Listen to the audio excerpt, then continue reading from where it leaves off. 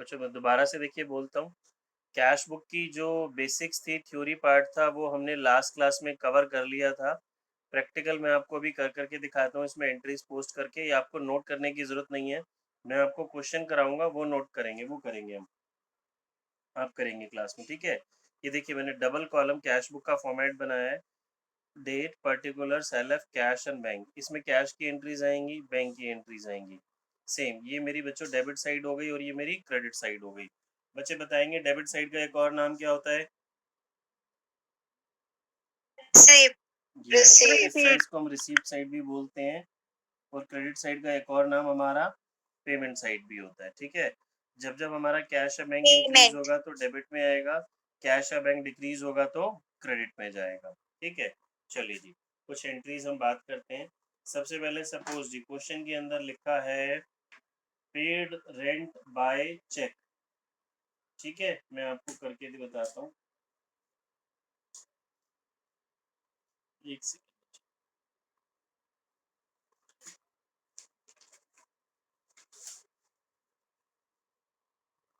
हाँ जी, क्वेश्चन में लिखा है बच्चे पेड रेंट बाय चेक, तो ये एंट्री हमारी क्रेडिट साइड आएगी। डेट हमें गिवन होगी, हम डेट में लिख देंगे। ये आपको नोट करने की ज़रूरत नहीं है, मैं रैंडमली कुछ एंट्री समझा रहा हूँ। तो ये मेरे बैंक कॉलम में आ जाएगी, अमाउंट मुझे गिवन होगा, ठीक है जी। फिर अगर क्वेश्चन में गिवन है सोल्ड गुड्स टू राम, ये बताओ जी कैश बुक में कौन सी साइड आएगी sold goods to Ram? Sir नहीं आएगी। यस, वेरी नहीं गुड। आएगी सर। ये एंट्री रिकॉर्ड नहीं होगी बिकॉज क्रेडिट की ट्रांजेक्शन है, ठीक है। क्वेश्चन में लिखा है जी कैश सेल्स, कैश सेल्स का मतलब मैंने सेल्स की, पैसा आया, तो डेबिट में आ जाएगा जी टू सेल्स अकाउंट। ये सारी बातें तो हमने लास्ट क्लास में सीख ही ली थी कि कैश या बैंक इंक्रीज हो रहा है डेबिट, कैश या बैंक डिक्रीज हो रहा है क्रेडिट। कुछ हमें और आपको जस्ट रिकॉल कराने के लिए था, कुछ और आगे एंट्रीज पे आता हूँ। देखिए अब हमारे पास ना कैश बुक में एक एंट्री होती है कॉन्ट्रा एंट्री, ये एग्जाम में आपसे थ्योरी में भी पूछ सकता है। कॉन्ट्रा एंट्री के बच्चे दो एग्जाम्पल होते हैं हमारे पास, डिपॉजिट इनटू बैंक और विड्रॉल फ्रॉम बैंक।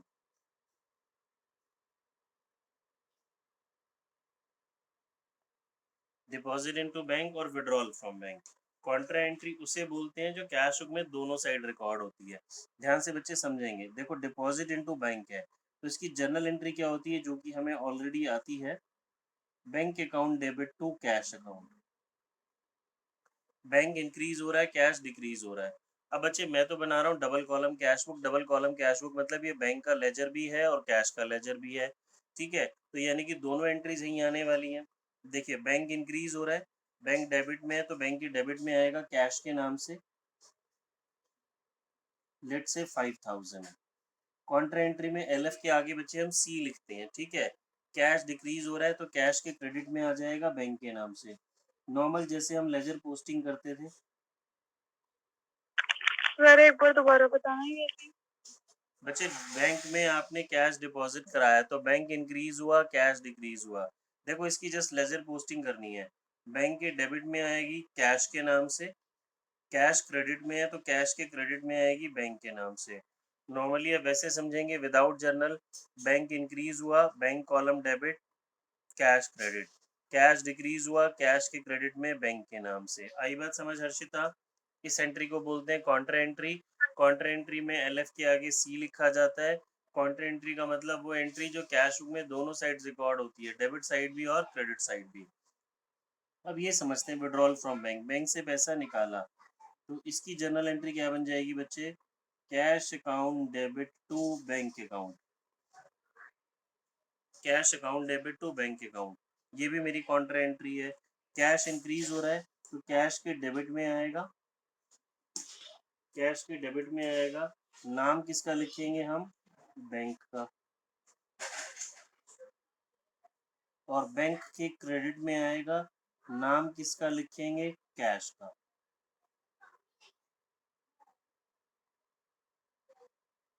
इतनी बात सभी को समझ में आई? ठीक है जी। चलिए अब आते हैं जो कैश बुक में कुछ एंट्रीज हमें तंग करती हैं उनके ऊपर ध्यान करते हैं। ये पॉइंट हमने जर्नल एंट्री में भी सीखे हुए हैं। अब सपोज बच्चे क्वेश्चन में लिखा है, हम एक डेट ले लेते हैं जी, जनवरी 19 को सपोज लिखा है check receive from Ram, check received from Ram. हमने बच्चे जनरल में भी पढ़ा था, जब कभी भी मुझे चेक मिलेगा तो हम आगे की 2-4 एंट्रीज पढ़ेंगे। सपोज हमने इसकी आगे की एंट्रीज रीड करी और कहीं भी क्वेश्चन में कुछ इन्फॉर्मेशन नहीं है, तो हम क्या एज्यूम कर लेते हैं जी, ये चेक सेम डे बैंक में डिपॉजिट हो गया। अब मैं आपको इसकी जनरल एंट्री रिवाइज कराऊं, तो इसकी जनरल एंट्री थी bank account debit to Ram, ठीक है। तो ये एंट्री मेरी कैश बुक में कौन सी साइड आएगी बताओ बच्चे, डेबिट साइड या credit side? Debit sir, debit side debit side. आएगी, बिकॉज बैंक इंक्रीज हो रहा है, तो बैंक के डेबिट में आएगा, किसके नाम से, राम के नाम से। यहाँ पे बैंक के डेबिट में राम के नाम से, ठीक है जी। ये हमने एक पॉसिबिलिटी अपनी चेक से रिलेटेड पढ़ी थी, ये केस 1। अब केस 2 समझते हैं। केस 2 हमने क्या करा था बच्चे, जनरल में भी मैंने ऐसे ही कराया था आपको। सपोज जनवरी 19 को लिखा है चेक रिसीव्ड फ्रॉम राम 2400, और जैन 21 को लिखता है deposit the above cheque, the above cheque into bank. ये ऊपर वाला चेक मैंने बैंक में डिपॉजिट करा दिया, ठीक है। अब बच्चे मुझे बताएंगे क्या जैन 19 में मेरा बैंक बैलेंस इंक्रीज हो रहा है? नो नहीं। सर। तो नो हमने क्या सर। करा था, जैन 19 को हम इसको क्या बोलते हैं, cheque in hand. Cheque in hand. Yes, cheque in hand account debit to Ram. अब मुझे ध्यान से सोच के बताएं, क्या ये एंट्री कैश बुक में रिकॉर्ड होगी? No no sir. No sir. क्योंकि कैश बुक में तो मेरे पास कैश और बैंक कॉलम है, चेक इन हैंड का तो कोई कॉलम ही नहीं है। जेन 21, मतलब बात समझ में आ गई ना, ये कैश बुक में रिकॉर्ड नहीं होगी। तो जो एंट्री कैश बुक में रिकॉर्ड नहीं होगी बच्चे, ये एंट्री चली जाएगी मेरी जर्नल प्रॉपर में। तो आपकी स्कूल टीचर्स अगर बोलेंगे कि कैश बुक के साथ आपको जर्नल भी बनाना है, तो जो एंट्री कैश बुक में रिकॉर्ड नहीं होंगी, आप एक सेपरेटली जर्नल एंट्री का फॉर्मेट बनाएंगे, और वो एंट्रीज अपनी जर्नल, जो ट्रांजेक्शन्स कैश बुक में रिकॉर्ड नहीं होंगी उसको आप जर्नल में शो करोगे, जैसे जर्नल में शो हो जाएगी। अब आ जाते हैं जी 21 पे। तो सर जनरल प्रॉपर का फॉर्मेट कैसा होता है? सेम बच्चे सेम से होता है? Same as journal. तो यहाँ पे मेरे पास अब एंट्री क्या होने वाली है सर जी आपकी आवाज कट रही है, एक बार आप फिर बोल दीजिए। बच्चे, सेम फॉर्मेट होगा, सेम एज जर्नल एंट्री, ठीक है। अब ये entry bank account debit to cheque in hand, ये रिकॉर्ड होगी बच्चे कैश बुक में। यहाँ मैं डेट डाल देता हूँ, तो किसके नाम, सर मतलब कैश बुक में कैश वाला कॉलम जब भी इंक्रीज होगा या बैंक वाला जब भी इंक्रीज होगा तब सारी रिकॉर्ड हो जाएगी? तब सारी रिकॉर्ड होगी, कोई क्रेडिट की ट्रांजेक्शन रिकॉर्ड नहीं होगी, कोई नॉन कैश ट्रांजेक्शन रिकॉर्ड नहीं होगी, ठीक है। आगे आऊं? Yes sir. ठीक है, अब देखिए जी। Yes sir. अब सपोज क्वेश्चन में लिखा है, और एंट्रीज में बताता हूँ। ये चेक से रिलेटेड मैंने 2 बताई बच्चे, चेक मिला और आगे कोई इन्फॉर्मेशन नहीं है, और चेक मिला और बाद में डिपॉजिट हुआ। सेम वही एंट्री जो हमने जनरल में सीखी थी। अब अगली चीज जी, अब सपोज कहते हैं जी, ये जो राम वाला है, हमने नाम क्या लिखा था यहाँ पे, Ram, Ram cheque return dishonour, return हो गया जी, राम का चेक रिटर्न हो गया due to any technical ground और एनी इशू, यानी कि चेक डिसऑनर हो गया। तो मुझे जर्नल एंट्री बताओ बच्चे, हमने जर्नल इसकी पढ़ी थी, इसकी जर्नल एंट्री क्या बनेगी? Sir Ram account to cheque dishonour. गलत। हर्षिता क्यों भूल जाते हो बच्चे, Ram debit to bank account, bank decrease होगा ना, चेक डिसऑनर कुछ नहीं होता। Ram debit to bank account, तो ये एंट्री कैश बुक में कौन सी साइड रिकॉर्ड होगी बच्चे, क्रेडिट साइड होगी, बैंक कॉलम में होगी राम के सर नाम से। Credit side. सभी को बात समझ में आ रही है? ये इधर रिकॉर्ड होगी मेरे पास, क्लियर है। अगली चीज समझते हैं जी। सपोज क्वेश्चन में लिखा है paid to Shyam ₹990 in full settlement of ₹1000। इसकी जर्नल एंट्री बताओ। हर्षिता बताएगी, बस जल्दी से बताओ हर्षिता। हाँ जी sir, cash account debit to discount नहीं, discount account, discount allowed debit to Shyam. हाँ जी, पेड टू शाम। आपने बच्चे कैश डेबिट बोला है मेरे ख्याल, है ना? कैश गलत हो गया, आपने पूरी एंट्री रिवर्स बोली हर्षिता मिस। आपने पे किया Shyam debit to cash account to discount account. ठीक है, शाम को हमारा हिसाब हो गया जी 1000 का, 990 मैंने पे करे, डिस्काउंट हो गया 10। सभी को जर्नल समझ में आई? अब ये पॉइंट आया बच्चे मेरा कैश बुक में। तो कैश बुक में यस मेरे सर। पास डिस्काउंट का कॉलम तो है नहीं, तो व्हाट विल आई डू, मैं आपको समझाता हूँ। मैं इस एंट्री को ना स्प्लिट कर देता हूँ, देखो ध्यान से समझेंगे। मैं इस एंट्री को ऐसे भी लिख सकता हूँ, आपको कैश बुक में ऐसे लिखना नहीं है, सिर्फ मैं सर आपको। आपकी आवाज बहुत कट रही है। तो अब मैंने इस एंट्री को जो मैं आपको बता रहा था स्प्लिट कर दिया, और दूसरी एंट्री मेरी बन जाएगी शाम डेबिट टू डिस्काउंट अकाउंट। देखो बच्चे, किसी को इसमें तो कोई डाउट नहीं है, वही एंट्री है जस्ट मैंने स्प्लिट कर दिया। अब क्या समझना है क्या है, मेरे पास मैं जब कैश बुक बना रहा हूँ तो कैश बुक में शाम और डिस्काउंट का तो कोई कॉलम है नहीं, कैश का कॉलम है ना? तो ये एंट्री, ये वाला पार्ट तो हम कैश बुक में रिकॉर्ड कर लेंगे, और ये पार्ट हम कैश बुक में रिकॉर्ड नहीं करेंगे। ये कैश बुक में रिकॉर्ड कहाँ होगा? कैश के क्रेडिट साइड में शाम के नाम से 990, और इसको मैं कहाँ शो कर दूंगा? जर्नल प्रॉपर में। ये टीचर्स आपकी कराती हैं बच्चे, हमें भी करना होता है। तो हम कैश बुक के साथ एक जर्नल प्रॉपर का, यानी कि सेम जर्नल एंट्री वाले ही फॉर्मेट बनाएंगे।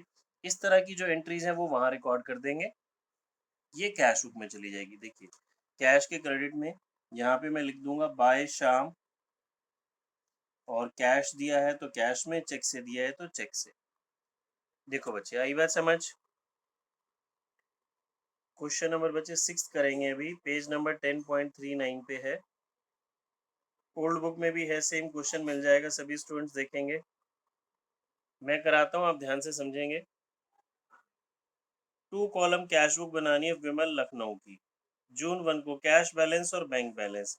बच्चे हमने बैलेंसेस पढ़े थे ना, ये हमारे ओपनिंग बैलेंसेस हो गए। कैश और बैंक का जो ओपनिंग बैलेंस होता है वो बच्चे हमारा डेबिट साइड आता है, डेबिट बैलेंसेस होते हैं। तो हम यहाँ पे उसको लिखेंगे 2021 ईयर हमारा आ गया। मैम वॉइस तो आ रही है बच्चे, आपका नेट इशू होगा।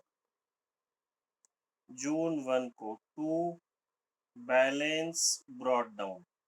देखिए बच्चे, कैश और बैंक का ये एक तरीके से कंबाइंड लेजर है ना, तो to balance brought down, cash का ओपनिंग बैलेंस कैश कॉलम में, बैंक का ओपनिंग बैलेंस बैंक कॉलम में। ठीक है, next point, cheque receive from, नहीं, cash receive from sale of personal asset deposit into firm's bank account. Cash मिला, कुछ personal assets हमने बेची और वो बिजनेस के बैंक अकाउंट में जमा करा दिया। पर्सनली कुछ भी पैसा वो अपने घर से लाके बिजनेस में डालता है तो बच्चे वो क्या होती है? कैपिटल। और क्योंकि बैंक में डिपॉजिट हुआ है तो हमारा बैंक इंक्रीज हो गया ड्यू टू कैपिटल। तो यहाँ पे मेरी जिसकी जर्नल एंट्री बन जाती है बच्चे, bank account debit to capital account. तो बैंक बैलेंस इंक्रीज हो रहा है, बैंक के डेबिट में आएगा कैपिटल के नाम से। Next, cheque receive as advance against sale paid into bank. Cheque मुझे मिला, एडवांस मिला है और वो मैंने बैंक में डिपॉजिट करा दिया। बच्चे क्लियरली इसने मेंशन कर दिया, चेक बैंक में डिपॉजिट हो गया तो मेरा बैंक बैलेंस इंक्रीज होने वाला है, डेबिट साइड में आएगा, अमाउंट सर यहाँ पे 50,000 आएगा। एडवांस से कोई मतलब नहीं, हाँ जी, यहाँ पर एडवांस वर्ड से कोई मतलब नहीं नहीं है। बिल्कुल मतलब है, हम लिखेंगे, हम यहाँ लिखेंगे टू एडवांस अगेंस्ट सेल। मैंने अगेंस्ट वर्ड नहीं लिखा, पूरा लिख देंगे to advance against sale debit to bank. ये सेल्स नहीं है ना बच्चे, सिर्फ एडवांस मिला है हमें। Next, paid to S Bose by cheque and discount receive. अब देखो जी, हमने एस बॉस को चेक से पेमेंट किया और डिस्काउंट मिला। तो एस बॉस को चेक से मैंने दिए 12,500 रुपीज, और डिस्काउंट रिसीव हुआ 200। ये डिस्काउंट तो चला जाएगा बच्चे मेरी जर्नल प्रॉपर में, ये रिकॉर्ड हो जाएगा कैश बुक में। क्योंकि मैंने चेक से पेमेंट दे रहा हूँ, मेरा बैंक बैलेंस डिक्रीज हो रहा है, तो क्रेडिट साइड आएगी, किसको पे कर रहा हूँ मैं, एस बॉस को पे कर रहा हूँ चेक से 12,500 रुपीज, ठीक है। अब मुझे नीचे एक जर्नल एंट्री का और फॉर्मेट बनाना है, नीचे नेक्स्ट पेज पे जैसा भी आपके पास होगा वो डिस्काउंट वाला पोर्शन यहाँ रिकॉर्ड करना है। डिस्काउंट था 200, तो मैं इसको यहाँ लिख देता हूँ जी। जून 7 में डिस्काउंट मुझे रिसीव हुआ, क्रेडिट साइड में आएगा, तो मेरी जर्नल एंट्री क्या बनने वाली है, S Bose debit to discount account, how much, 200। बात समझ में आ गई बच्चे। जो चीज कैश बुक में रिकॉर्ड नहीं होगी वो मेरी कहाँ चली गई, जर्नल प्रॉपर में। फिर next point, paid wages in cash, wages मैंने पे किया, मेरा डिक्रीज होगा बैलेंस, तो by wages account 3000, received a cheque from A Mukherjee and sent to bank, clearly बोल रहा है चेक मुखर्जी से मिला और बैंक में डिपॉजिट भी हो गया जी, तो बैंक इंक्रीज हो जाएगा मेरा टू ए मुखर्जी, मैं शॉर्ट में लिख रहा हूँ,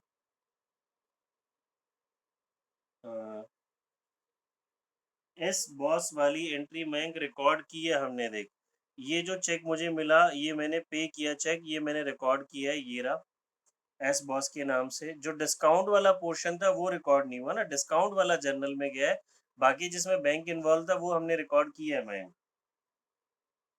clear.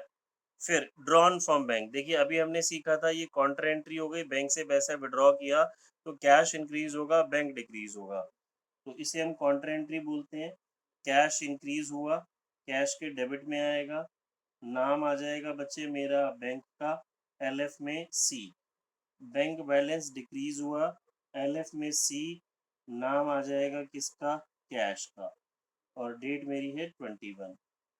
Next, paid office salaries in cash, salary मैंने पे करी तो मेरा जो कैश बैलेंस है वो डिक्रीज हो गया, बाय सैलरीज 4000। नेक्स्ट है जी, sold goods in cash and bank the same, goods बेचे कैश में और पैसा बैंक में डिपॉजिट करा दिया, तो टू सेल्स, मेरा बैंक कॉलम इंक्रीज हो गया जी 8000। फिर next, paid rent by cheque, हमने रेंट पे करा जी चेक से, तो जून 30 में बाय रेंट अकाउंट 1000, ठीक है। देखो बच्चे ये अब हमारा क्वेश्चन, हमने सारी एंट्रीज पोस्ट कर दी, अब हमें टोटलिंग सीखनी है। टोटल बिल्कुल वैसे ही होगी जैसे लेजर में करते थे, कैश कॉलम को आप कैश कॉलम से बैलेंस करेंगे, बैंक कॉलम को आप बैंक कॉलम से बैलेंस करेंगे। देखिए कैश से शुरुआत करते हैं, कैश का मेरा,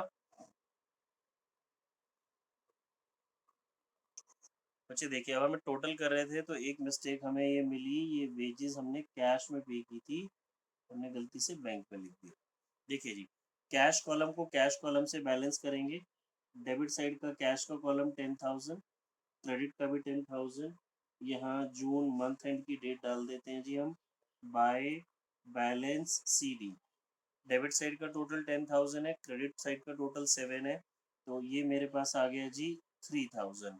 अब हम इसको बैलेंस करते हैं, ये हमने इसका टोटल किया बच्चे, ये आया है 86,500, इधर का टोटल भी होना चाहिए 86,500, बट ये कम है, कितना कम है, 68,000। तो ये मेरा देखिए कैश कॉलम को हमने कैश से बैलेंस कर लिया, बैंक कॉलम को बैंक से बैलेंस कर लिया, यहाँ का सी डी नेक्स्ट का बी डी हो जाएगा, इसको हम डेट डाल देंगे बच्चे July 1 to balance B D brought down, cash का ओपनिंग बैलेंस 3,000, बैंक का ओपनिंग बैलेंस 68,000, ठीक है।